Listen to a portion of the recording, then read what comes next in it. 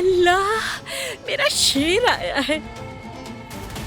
ये कितना प्यारा है। हम बहुत अच्छी तरह जानते हैं कि हमें बुलाया जा रहा है खाला, है ना दिलान? अपने पोते को देखकर तो मैं पूछना ही भूल गई कि क्या खाओगे।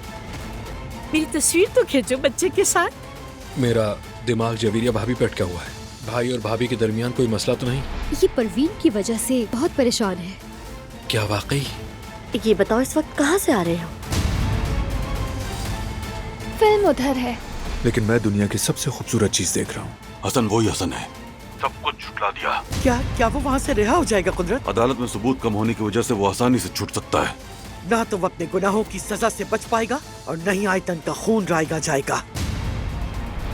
मैं और भाई जो भी करना पड़ा वो हम करके रहेंगे। जेल में डालकर दम लेंगे उसे। जब तक सबूत न मिल जाए हसन काराबे का ठिकाना यही होगा।